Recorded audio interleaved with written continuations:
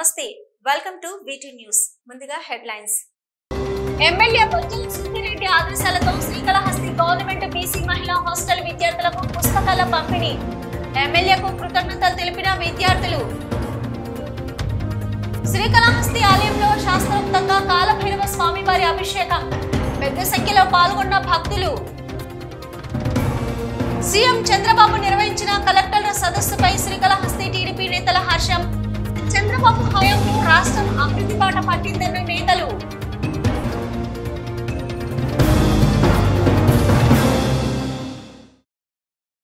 శ్రీకాళహస్తి పట్టణంలోని government BC మహిళల హాస్టల్లో సుమారు 250 మంది విద్యార్థులకు పాఠ్య పుస్తకాలు ఉచితంగా పంపిణీ చేశారు.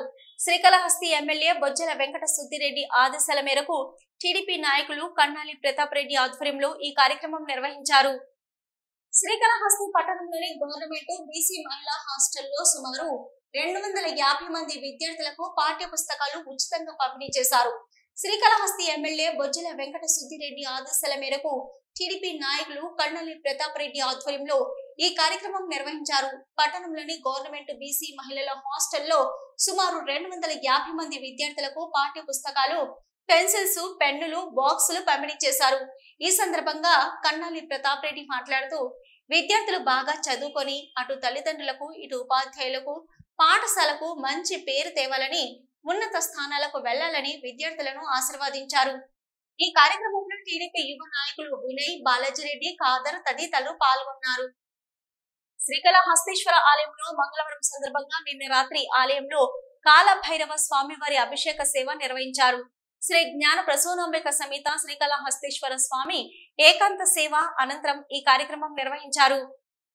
దక్షిణ కాశీగా పేరుగాంచిన శ్రీకాళహస్తీశ్వర ఆలయంలో మంగళవారం సందర్భంగా నిన్న రాత్రి కాలభైరవ స్వామివారి అభిషేక సేవ నిర్వహించారు. ప్రతి మంగళవారం శ్రీ జ్ఞాన ప్రసూనాంబిక సమేత శ్రీకాళహస్తీశ్వర స్వామి ఏకాంత సేవ అనంతరం కాలభైరవ స్వామికి పాలు, పెరుగు, తేనె, విభూది, చందనం, కుంకుమ, నారికేల జలాలు, కందిపూడి, పన్నీరు జలాలు, పలు రకాల సుగంధ పరిమళ ద్రవ్యాలతో అభిషేకించారు. కాలభైరవ స్వామివారికి వడమాల, నిమ్మకాయల మాల, గజమాలతో కాలభైరవ స్వామిని శోభాయమానంగా అలంకరించి ధూపదీప నైవేద్యాలు సమర్పించారు.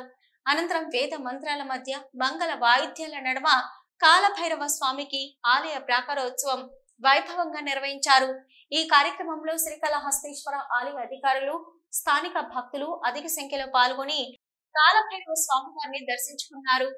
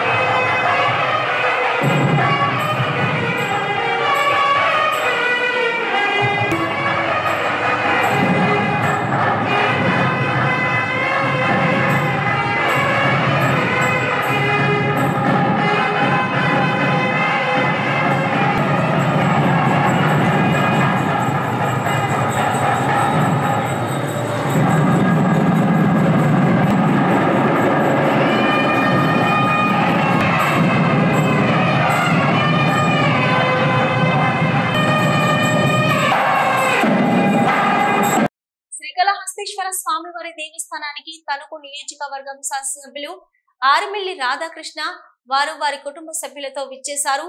వారిని దేవస్థానం అసిస్టెంట్ కమిషనర్ మల్లికార్జున ప్రసాద్ స్వాగతం పలికి శ్రీ జ్ఞాన ప్రసూనాంబిక సమేత శ్రీకాళహస్తీశ్వర స్వామివారి ప్రత్యేక దర్శనం చేయించారు. ఈ కార్యక్రమంలో assistant commissioner Mallikarjuna Prasad, AEO Lokesh Reddy, temple superintendent Nagabhushanam Yadav, temple inspector Sudarshan Naidu, PRO Subrahmanyam, Srinath, ఆలయ అధికారులు పాల్గొన్నారు.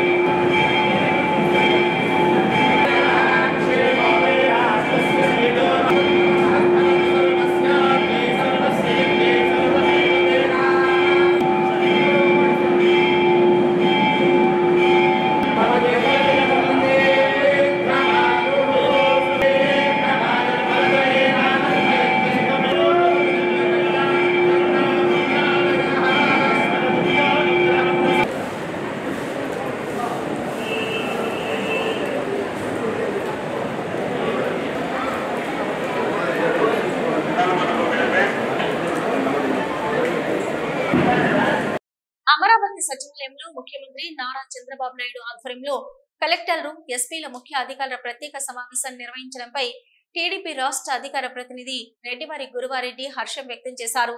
ఈ మేరకు శ్రీకాళహస్తిలోని తెలుగుదేశం పార్టీ కార్యాలయంలో విలేకరుల సమావేశం నిర్వహించారు.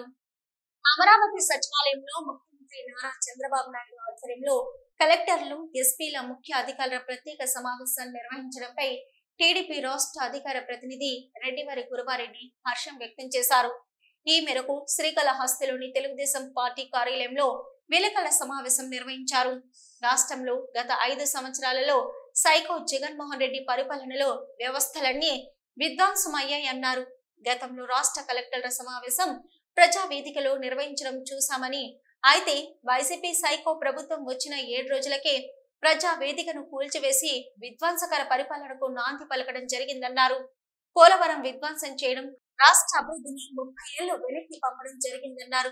చంద్రబాబుకు ఈ రాష్ట్రాన్ని గాడిని పెట్టగల శక్తి ఉందని ఆలోచనతో రాష్ట్రంలో ఉన్న ప్రజలంతా ముక్త కంఠంతో ఆదరించి పెద్ద ఎత్తున కూటమి 164 స్థానాలు అధికారంలోకి తీసుకురావడం జరిగిందన్నారు.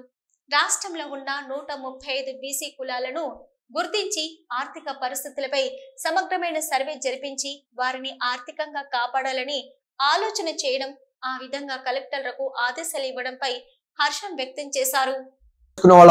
మరి అధికారంలోకి మరి సంపదను ఏ విధంగా సృష్టించాలి, ముందుకు పోయే నాయకుడు, మన నాయకుడు, భవిష్యత్ తరాలకు మార్గదర్శకుడైన నాయకుడు చంద్రబాబు నాయుడు గారని ఈ రోజు సగౌరవంగా ప్రజలందరికీ తెలియపరచే గారు కొన్ని నిర్ణయాలు తీసుకోవడం జరిగింది. బీసీ వర్గాలని ఆర్థికంగా ఏ విధంగా అభివృద్ధి చేయాలా, 136 కులాలు ఉన్నాయి, వాళ్ళ యొక్క కుల వృత్తులను ప్రోత్సహించే విధంగా ఏ విధంగా వాళ్ళని అభివృద్ధి సంక్షేమం నడిపించాలనే ఆలోచనతో వారందరికి సంపాదన అభివృద్ధి చెందే విధంగా కలెక్టర్లను సమాయత్తం చేయడం జరిగింది.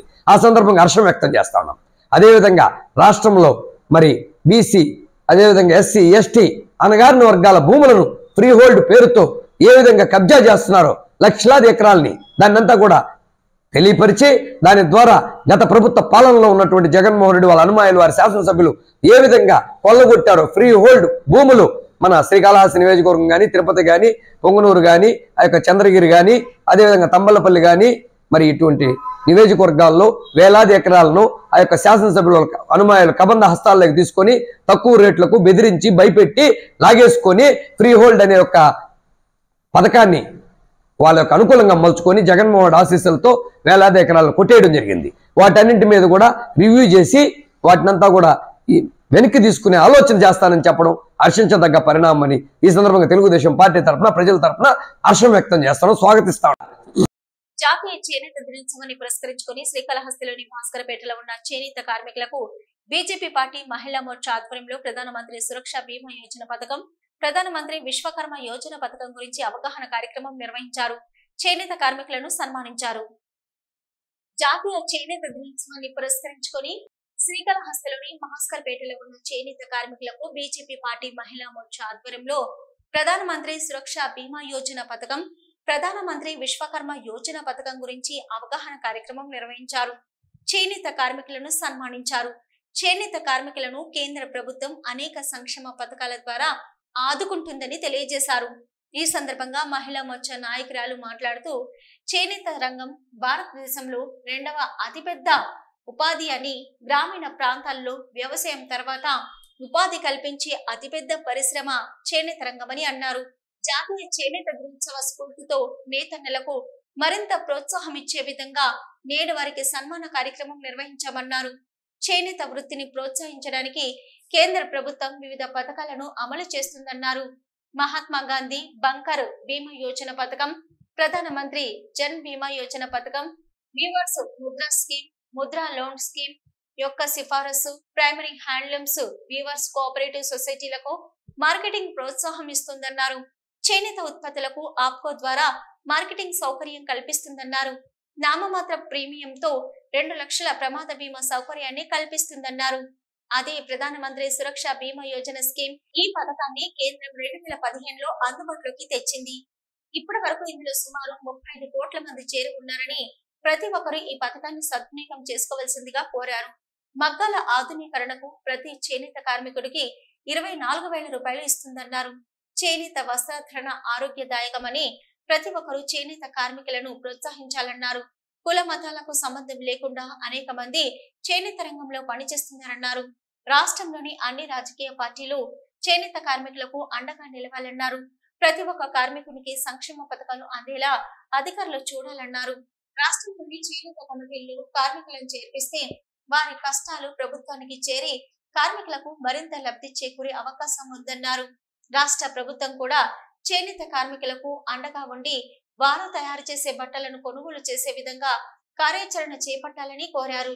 ఈ కార్యక్రమంలో శైలజ, మహిళా మోర్చా రాష్ట్ర కార్యదర్శి ప్రజ్ఞశ్రీ, మహిళా మోర్చా జిల్లా ప్రధాన కార్యదర్శి అంకమ్మ, జిల్లా ఉపాధ్యక్షురాలు ఉమాసింగ్, దేవి, కొండేటి గోపాల్, బీజేపీ సీనియర్ నాయకులు కన్నా వెంకటేశ్వర్లు తదితరులు పాల్గొన్నారు.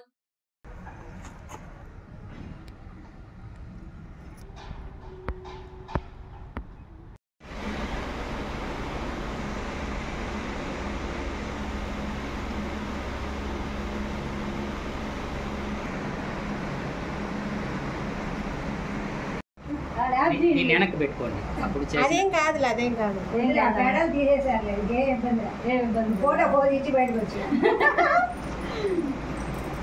నన్ను చూడమా దొంగ మగ్గం వేస్తుంది. అందులో నాది వైట్ కవర్.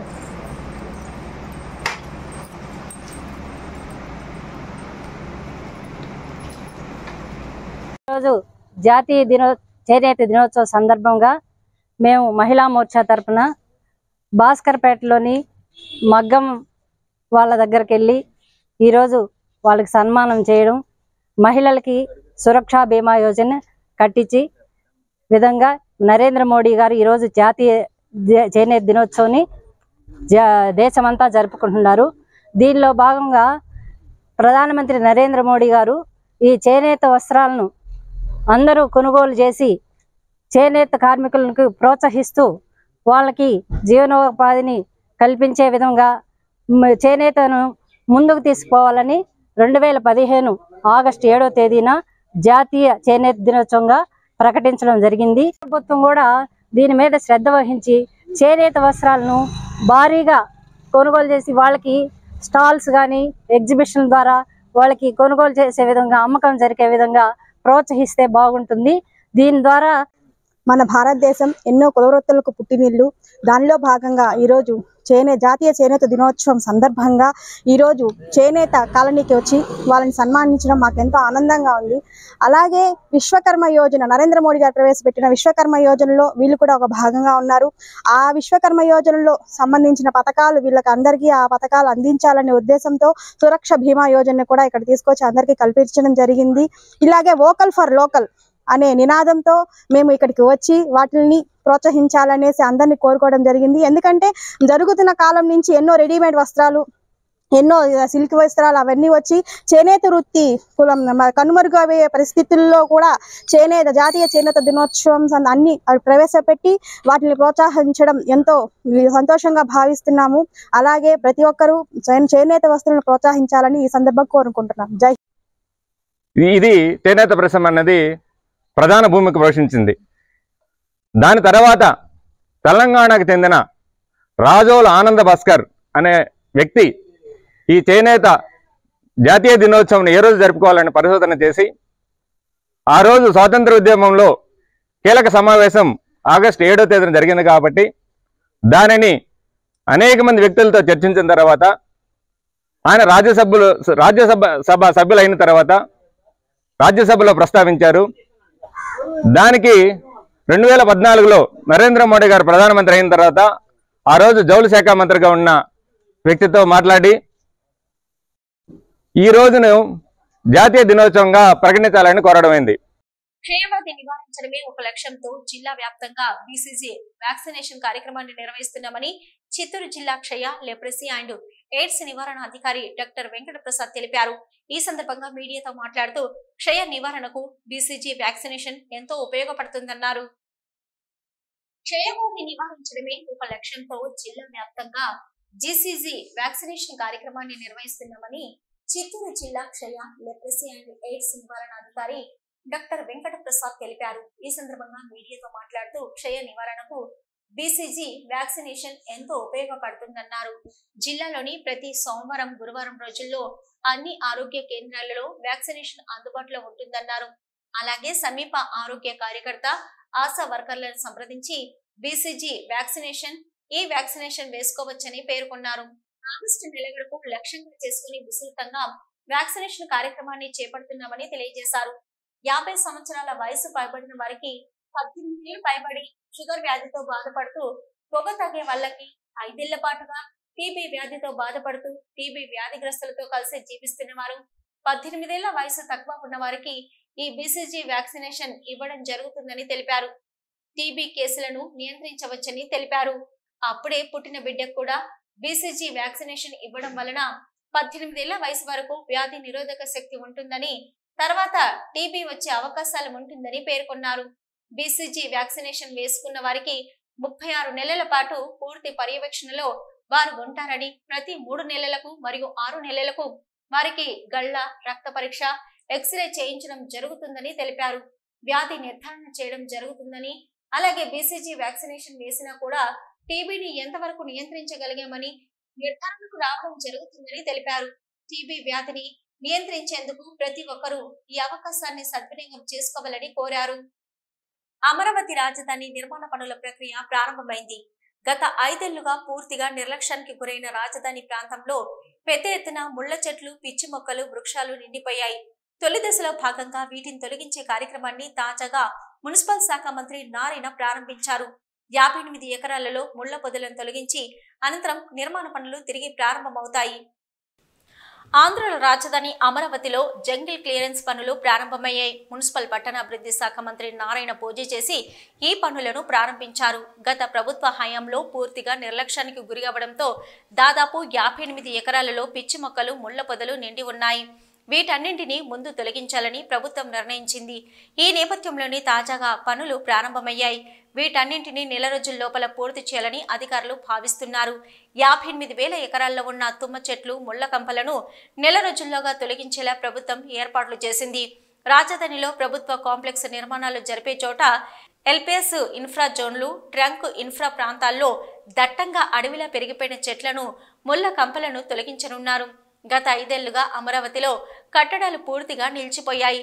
గత ప్రభుత్వ చర్యల కారణంగా అమరావతి రాజధాని విధ్వంసంతో భారీ నష్టం సంభవించడంతో పాటు నష్ట నివారణ కోసం ఏ పని చేయాలన్నా ప్రభుత్వం భారీగానే ఖర్చు చేయాల్సిన పరిస్థితి ఎదురవుతుంది.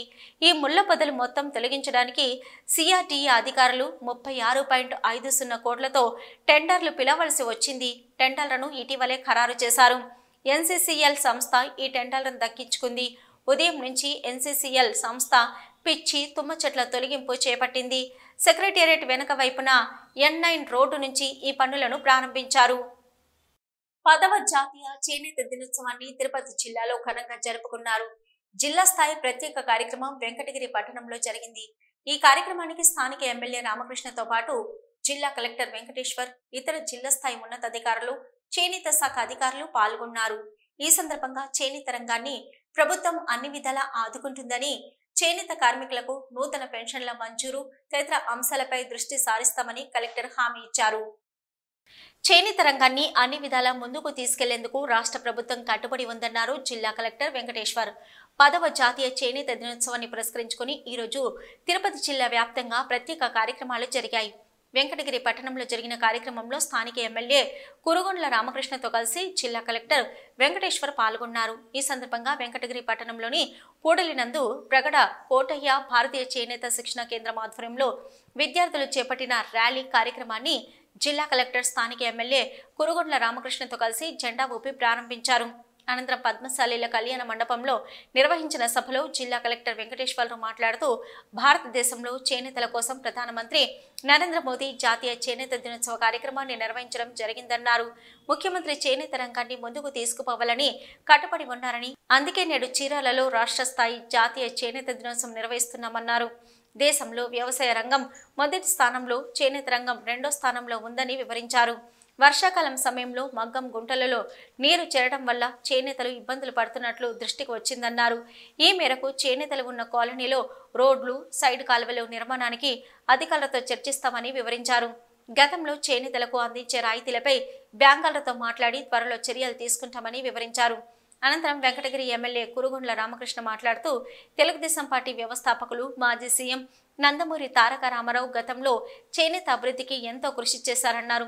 వారంలో ఒకరోజు చేనేత దుస్తులు ధరించి వారికి అండగా నిలిచారని, నేడు అదే విధంగా ధరించేలా సీఎం చంద్రబాబు దృష్టికి తీసుకెళ్తామన్నారు. కేవలం చేనేత వర్గానికి కాకుండా ఉపకుల వృత్తుల వారికి కూడా ప్రాధాన్యత ఇచ్చేలా ప్రభుత్వం దృష్టికి తీసుకెళ్తామని అన్నారు. భారతీయ చేనేత శిక్షణ కేంద్రాన్ని కేంద్ర ప్రభుత్వానికి అప్పగించడం వల్ల మరిన్ని నిధులు వస్తాయని, తద్వారా అభివృద్ధి చెందుతుందన్నారు వెంకటగిరి ఎమ్మెల్యే. వెంకటగిరి పట్టణంలో జరిగిన 10వ చేనేత దినోత్సవంలో జిల్లా కలెక్టర్ వెంకటేశ్వర్ పాల్గొన్నారు. 2 తెలుగు రాష్ట్రాల్లో ఉన్న ఏకైక భారతీయ చేనేత శిక్షణ కేంద్రం వెంకటగిరిలో ఉందని, దీన్ని అభివృద్ధి చేయడంపై ఇకపై దృష్టి సారిస్తామన్నారు కలెక్టర్. మారుతున్న కాలానుగుణంగా చేనేతలో ఆధునికతను చేరువ చేసి చేనేత రంగం అభివృద్ధి అయ్యేలా చర్యలు తీసుకుంటామని తెలిపారు. వెంకటగిరిలో టెక్స్టైల్ పార్కు ఏర్పాటు చేస్తామని, చేనేత కార్మికులకు కొత్త పెన్షన్ మంజూరుకు సబ్సిడీలు రావడం కోసం సంబంధిత శాఖలతో చర్చించి వాటిని ఇచ్చే విధంగా చర్యలు తీసుకుంటామన్నారు తిరుపతి జిల్లా కలెక్టర్ వెంకటేశ్వర్. తిరుమల దివ్యక్షేత్రంలో భక్తుల రద్దీ ఓ మోస్తరుగా ఉంది. దేశంలోని వివిధ ప్రాంతాల నుంచి శ్రీవారి దర్శనానికి తిరుమలకు వస్తున్నారు భక్తులు. దీంతో స్వామివారి సర్వదర్శనానికి 3 గంటల సమయం పడుతుంది. గత 24 గంటల్లో స్వామివారిని 66,235 మంది భక్తులు దర్శించుకున్నారు. తిరుమల శ్రీవారి ఆలయంలో భక్తుల రద్దీ ఓ మోస్తరుగా ఉంది. నిన్న తిరుమల శ్రీవారిని 66,235 మంది భక్తులు దర్శించుకున్నారు. నిన్న తిరుమల దివ్యక్షేత్రానికి వచ్చిన భక్తులలో 26,730 మంది భక్తులు తలనీలాలు సమర్పించారు. నిన్న శ్రీవారి హుండీ ఆదాయం 3.70 కోట్లు. గత నెలలో 300 రూపాయలు శీఘ్ర దర్శనం టికెట్లు బుక్ చేసుకున్న భక్తులకు ఈ మాసంలో దర్శనాలు కొనసాగుతున్నాయి. టైమ్ స్లాట్ ద్వారా దర్శన టికెట్లు పొందిన భక్తులు నిర్దేశించిన సమయం ప్రకారం క్యూ లైన్లకు వచ్చి స్వామివారిని దర్శించుకుంటున్నారు. టైమ్ స్లాట్ టోకెన్లు దొరకని భక్తులు కూడా నేరుగా తిరుమల చేరుకొని వైకుంఠం కంపార్ట్మెంట్లో వేచి ఉండి దర్శనాలు చేసుకుంటున్నారు. ప్రస్తుతం 23 కంపార్ట్మెంట్లలో భక్తులు వేచి ఉన్నారు. దీంతో శ్రీవారి సర్వదర్శనానికి దాదాపు 3 గంటల సమయం పడుతుంది. ఇక 300 రూపాయల ప్రత్యేక దర్శనం కలిగిన భక్తులకు 2 గంటల సమయం పడుతున్నట్లు సమాచారం. శ్రీవారి సేవకుల సహకారంతో క్యూ లైన్లలో భక్తులకు అన్నప్రసాదం, తాగునీటిని టీటీడీ నిరంతరాయంగా పంపిణీ చేస్తుంది. సామాన్య భక్తుల కోసం శ్రీ భూదేవి కాంప్లెక్స్ లో శ్రీవారి మెట్టు వైపు వెళ్లే భక్తులకు శ్రీవారి మొదటి మెట్టు వద్దనే టోకెన్స్ జారీ చేస్తుంది. తెలంగాణ రాష్ట్రంలో ఈ మధ్యకాలంలో తమ సమస్యల పరిష్కారం కోసం సెల్ టవర్ ఎక్కే వారి సంఖ్య పెరుగుతుంది. తాజాగా తన అన్నను అతి కిరాతకంగా చంపిన నిందితులకు కఠిన శిక్ష వేయాలని ఓ తమ్ముడు సెల్ టవర్ ఎక్కి నిరసన తెలిపాడు. చివరికి అక్కడికి చేరుకున్న పోలీసు అధికారులు నచ్చజెప్పి దింపిన అనంతరం కేసు నమోదు చేశారు అతనిపై. తెలంగాణ రాష్ట్రం పెద్దకొత్తపల్లి మండలంలోని పోలీస్ స్టేషన్ ఆవరణలో ఉన్న సెల్ ఫోన్ టవర్ పైకి ఎక్కాడు శివకాశి అనే యువకుడు. సంవత్సరం క్రితం దేదినేనిపల్లి గ్రామంలో కాంగ్రెస్ పార్టీ కార్యకర్త కాసన్న హత్య విషయంలో పూర్తి స్థాయిలో విచారణ జరిపించాలని, హత్య చేసిన నిందితులపై హత్యకు ప్రోత్సహించిన వారిపై కఠిన చర్యలు తీసుకోవాలని డిమాండ్ చేశారు. తన అన్న కాసన్నను అతి కిరాతకంగా గొడ్డలతో నరికి చంపితే దోషులను కొందరిని తప్పించారని ప్రభుత్వం స్పందించి పూర్తి స్థాయిలో విచారణ జరిపించాలన్నారు. దోషులపై కఠిన చర్యలు తీసుకోవాలని డిమాండ్ చేశారు. వెంటనే అక్కడికి చేరుకున్న పోలీసు అధికారులు సెల్ టవర్ ఎక్కిన యువకుడితో మాట్లాడారు. నిందితులపై కఠిన చర్యలు తప్పకుండా తీసుకుంటామని డీఎస్పీ ఫోన్ ద్వారా హామీ ఇవ్వడంతో సెల్ టవర్ దిగాడు శివకాశి అనే యువకుడు. సెల్ టవర్ ఎక్కి హాల్చల్ చేసిన వ్యక్తిపై కేసు నమోదు చేసినట్లు సిఐ మహేష్ తెలిపారు. వీడియో న్యూస్ ముగించే ముందు హెడ్లైన్స్ మరొకసారి. ఎమ్మెల్యే బొజ్జల సుబ్బారెడ్డి ఆదేశాలతో శ్రీకాళహస్తి గవర్నమెంట్ బీసీ మహిళా హాస్టల్ విద్యార్థులకు పుస్తకాల పంపిణీ. ఎమ్మెల్యేకు కృతజ్ఞతలు తెలిపిన విద్యార్థులు. శ్రీకాళహస్తి ఆలయంలో శాస్త్రోక్తంగా కాలభైరవ స్వామివారి అభిషేకం. పెద్ద సంఖ్యలో పాల్గొన్న భక్తులు. సీఎం చంద్రబాబు నిర్వహించిన కలెక్టర్ల సదస్సుపై శ్రీకాళహస్తి టీడీపీ నేతల హర్షం. చంద్రబాబు హయాంలో రాష్ట్రం అభివృద్ధి బాట పట్టిందన్న నేతలు.